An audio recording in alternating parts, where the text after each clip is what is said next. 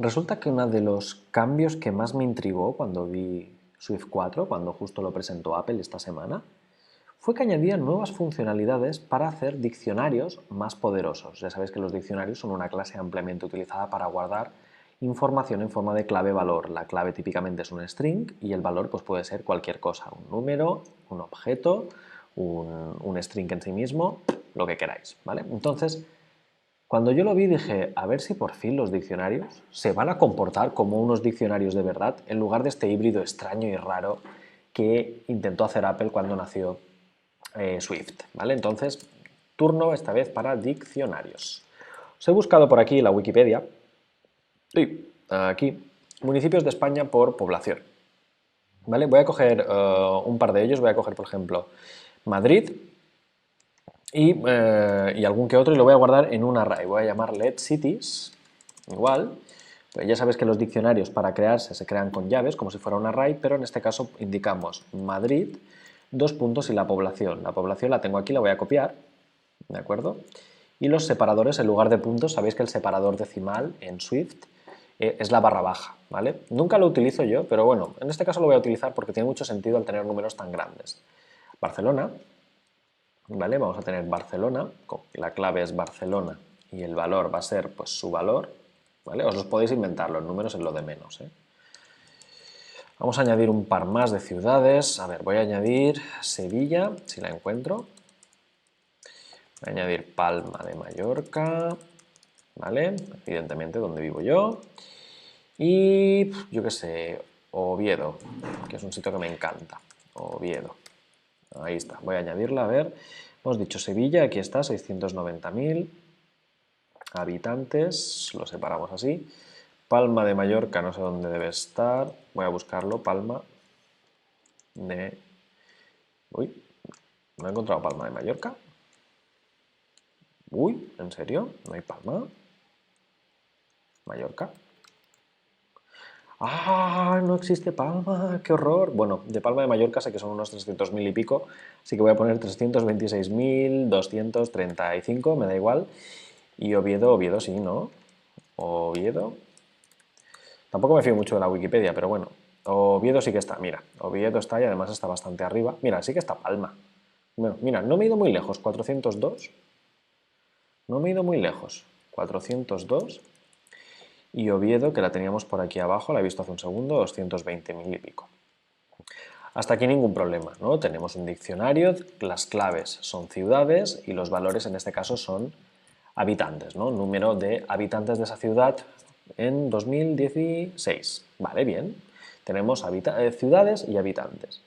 A partir de aquí, si queríamos buscar ciudades con muchos habitantes, en Swift 2, pues podríamos llamarle let massive cities, ciudades masivas. Aquellas del diccionario, cities, filtradas, filter, de modo que pues nos quedamos con las que su valor, $0, es mayor que, yo qué sé, medio millón de habitantes. ¿Vale? Esto en su momento, cuando hubiéramos hecho Swift 3, pues básicamente nos hubiera devuelto, uy, y el filter aquí es un closure, ¿vale? Es con llaves, no es con paréntesis. Nos hubiera devuelto una cosa muy extraña, ¿vale? Nos hubiera devuelto una cosa muy extraña porque hubiera decidido que habría que hacer $0, perdón, punto value ese. El valor del $0 es mayor que medio millón, ¿de acuerdo? No la clave, sino el valor. Pues como os digo aquí, en la zona antigua, pues no nos hubiera devuelto lo que esperábamos, sino que el resultado de Massive Cities no hubiera sido un diccionario, hubiera sido un amalgama extraño, lo voy a llamar así, de modo que para haber obtenido las ciudades que salen de aquí, en su momento debería haber hecho Massive Cities en la posición 0.values, ¿vale? Esto os repito, esto os lo pongo comentado porque esto hubiera sido Swift 3 o Swift hasta la 3.1. Entonces, bueno, sí, era una forma de hacerlo, uno se acostumbró, pero veíamos que era un poco infumable. De hecho, uno decía, esto es imposible. De hecho, uno cabría esperar que hubiera hecho lo siguiente, ¿no? Es decir, Massive Cities y hubiera consultado cuál es el número de habitantes de Madrid. ¿vale? Esto hubiera sido el comportamiento esperado, que Massive Cities, después de filtrar un diccionario, hubiera seguido siendo un diccionario y hubiéramos tenido que acceder. Esto no funcionaba y esto sí funcionaba, ¿vale? Pero ya veis que la sintaxis no es obvia, porque en la posición 0.values, ¿what? ¿Qué es esto? No, ¿vale? No, para nada. Entonces, bueno, Swift 4 nos ha traído muchas mejoras y resulta que Massive Cities, sí, de nuevo vuelve a ser un diccionario, lo cual significa una cosa buena, podremos trabajar con diccionarios a partir de ahora y hacer filter map reduce, pero hay una cosa mala, y es que el código que tengáis, que ya usará filter map o reduce, se habrá roto. Se habrá roto porque el filter map y reduce trabajaba hasta hace nada con arrays o con tuplas, habéis visto, con este posición 0, posición 1, posición 2. Entonces, tened en cuenta que si en algún momento vosotros lo teníais escrito con esta sintaxis, un filter, un map o un reduce, ahora se habrá roto, ¿vale? Esto sí que es donde tenéis que echar ojeada porque de la 3.1 a la 4.0 esto habrá roto, se fallará. También podríamos hacer operaciones no solo de filter, podríamos hacer, bueno, no os he impreso aquí el resultado, a ver si me lo muestra. Uy, false. A ver, déjame imprimir las ciudades masivas estas. Print Massive Cities. ¿Cuáles son las ciudades masivas, por favor? Pues fijaros, Sevilla, Madrid y Barcelona. Recordad que un diccionario no tiene orden, por eso me pone Sevilla antes que Madrid. El orden es que le da igual, ¿vale? Entonces, fijaros que el filter os ha reducido de las ciudades iniciales a aquellas que solo tienen medio millón. Lo dicho, además del filter podéis usar el map, ¿eh? Por ejemplo, si queremos hacer aquí población, let, población en inglés, ¿eh? Population, ¿no? Let population igual a cities.map, ¿vale? Y aquí queréis hacer un mapping de, por ejemplo, yo qué sé, $0.value, ¿no? De cada uno de los objetos, su valor por 3, yo qué sé, queréis que todas las poblaciones se multipliquen por 3, ¿de acuerdo? Entonces, fijaros, yo ahora podría aquí imprimir print population y veríamos que, en efecto, pues me he quedado con un array de población multiplicada por 3, ¿vale? Fijaros que aquí he hecho un mapping, ¿de acuerdo? Aquí sí que ahora solo me he quedado con el array. Esto sí que no ha cambiado, esto era exactamente igual en Swift 3 y sigue siendo el Swift 4, ¿vale? Esto no ha cambiado, pero han añadido un nuevo método llamado mapValues, que será mucho más útil porque nos deja transformar los valores y volverlos a colocar dentro del diccionario original. Fijaros que ahora el diccionario original en population se ha perdido, ¿vale? Population no es un diccionario, ahora es un array de valores. Sin embargo, si yo, en lugar de utilizar la función map, utilizo la función, de hecho, os la voy a dejar para que veáis lo diferente, let new population igual a cities.map, pero en lugar del map utilizo el map values, ¿de acuerdo? Y lo relleno, pues simplemente lo puedo hacer, de hecho, aquí podría hacer con sintaxis completa, lo voy a hacer con sintaxis reducida para vosotros aquí. Entonces simplemente pues podríamos hacer lo siguiente, ¿no? Podríamos hacer, a ver, algo así como $0 dividido pues por un millón, me falta un cerito aquí, y poner millones de personas. Lo único que estoy haciendo es simplificar un poquito la notación. De hecho, ahora si imprimo, print el new population new population, vamos a ver en la consola cómo nos ha quedado.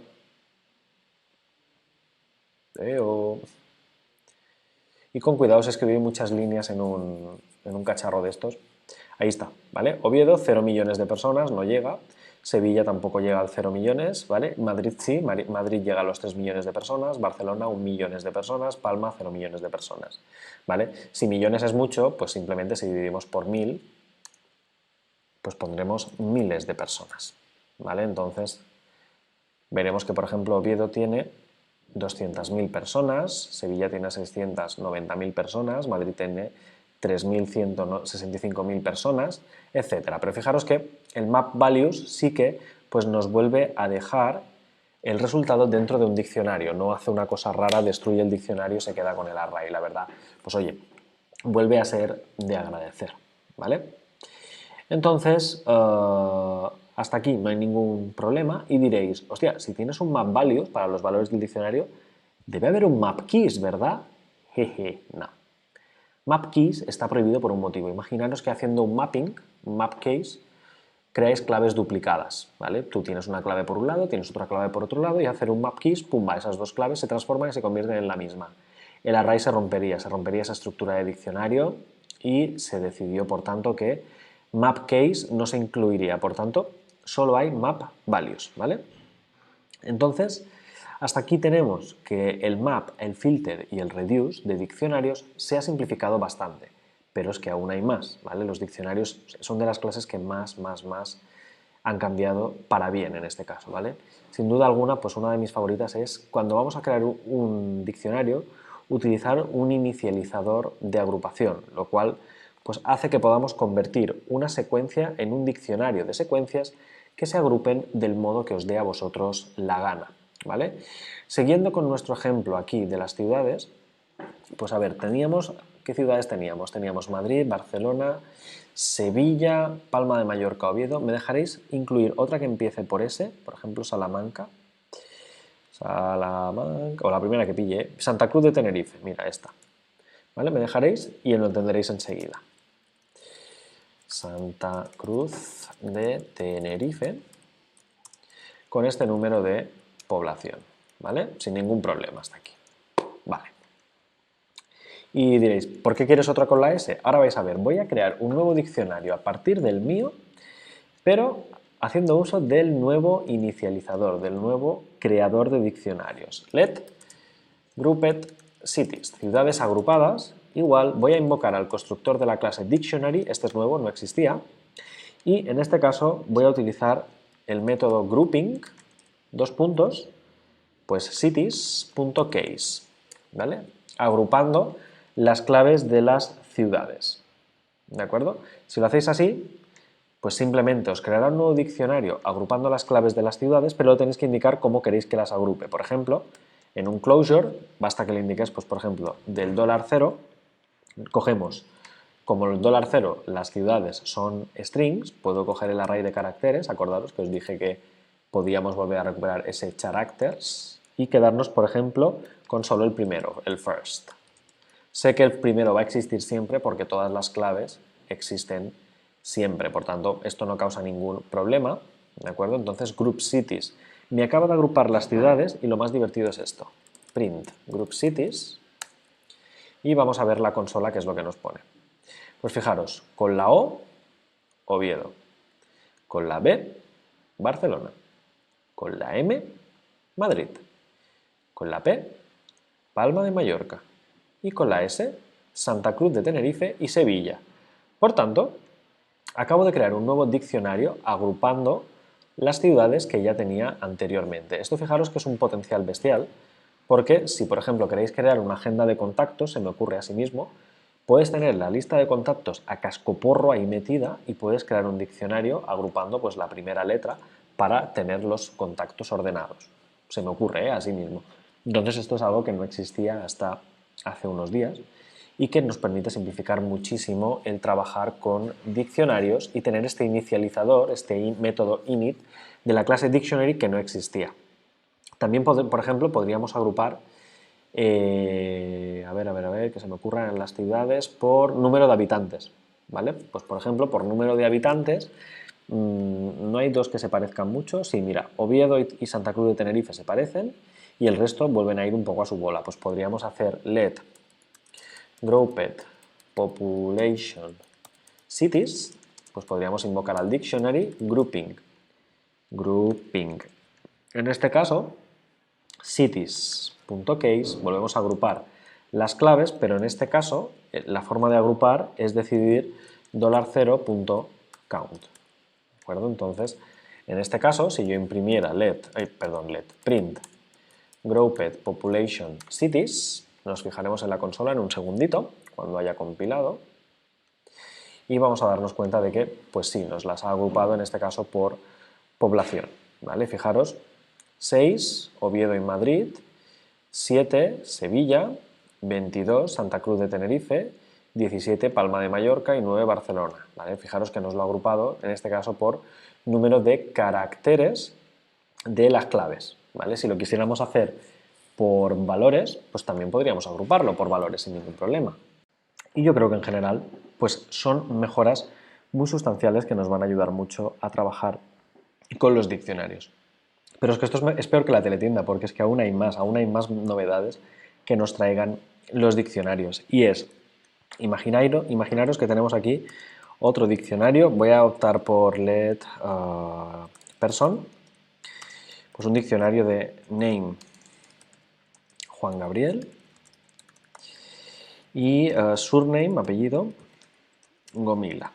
¿Vale? Tenemos aquí simplemente un diccionario y si queréis, pues en lugar de name y surname, name y city, Palma de Mallorca, ¿no? O Palma. ¿Vale?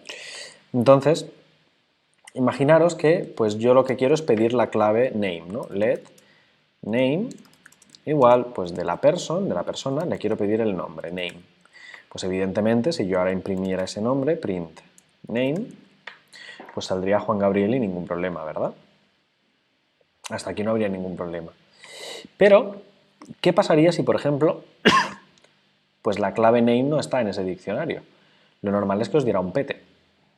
Entonces, nos permiten, a partir de ahora, Swift, con su sintaxis, en un diccionario, añadir una coma e indicar el parámetro default, ¿vale? Default, dos puntos, unknown, desconocido, ¿vale? De modo que esto indicará que sacará del diccionario de persona la clave name si puede, y si no puede le asignará el valor desconocido. En este caso sale Juan Gabriel porque evidentemente estoy, pero si aquí le pidiera DNI, la clave DNI podéis ver que no está en ningún momento en el diccionario, entonces me devuelve al imprimir un unknown, un desconocido, ¿vale? Y si esta sintaxis no os mola, pues os va a molar más esta, ¿no? Que es la típica del DNI, así, y pondremos un doble interrogante, interrogante, interrogante, unknown. ¿Vale? Esta es una sintaxis mucho más Swift, es mucho más divertida, ¿de acuerdo? Supongo que si no le ponéis los espacios en blanco se hace la picha un lío, como habéis podido ver. Entonces, person DNI, si lo tienes, lo pones, y si no, unknown, ¿vale? Entonces este interrogante, interrogante es una sintaxis mucho más Swift, mucho más amigable, mucho más útil y mucho más fácil de trabajar con ella, ¿vale? Entonces, para acceder a valores es bastante útil, la verdad, pues nunca se me hubiera ocurrido el tener esa necesidad, ¿no?, de añadir un valor por defecto y lo han añadido de regalo y la verdad es que creo que lo vamos a agradecer porque los diccionarios, una vez que empezáis a utilizarlos, yo casi ya no utilizo nunca arrays, los diccionarios son mucho más potentes y nos permiten hacer muchísimas más cosas una detrás de la otra.